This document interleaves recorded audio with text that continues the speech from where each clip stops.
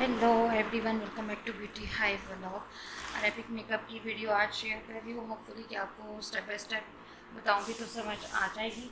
और इसके अंदर जो हम बेस यूज़ कर रहे हैं वो है लिक्विड बेस, जिसका पहले भी मैं शेयर कर चुकी हूँ रिव्यू। नार्स का फाउंडेशन उसको हम यूज़ कर रहे हैं।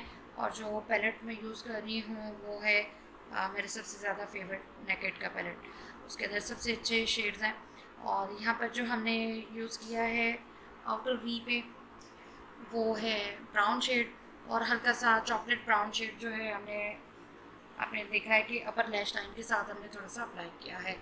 आईलाइनर जो मैंने यूज़ किया है यहाँ पे एक्वा का केक आईलाइनर है, जो कि बहुत ईजीली स्मच भी हो जाता है। ठीक है, इसकी बहुत ज़्यादा इन्हेंसमेंट नज़र नहीं आती कि लाइनर लगा हुआ है, क्योंकि अरेबिक लुक्स जो होती हैं इस तरीके की उसके अंदर स्मजिंग ज़्यादा खूबसूरत लगती है। बाकी इंशाल्लाह जो डबल आईलाइनर वाले हैं वो भी इंशाल्लाह लुक्स हम लेके आएंगे आपके लिए। चैनल को सब्सक्राइब करना बिल्कुल मत भूला करें और वीडियो को कर दिया करें लाइक।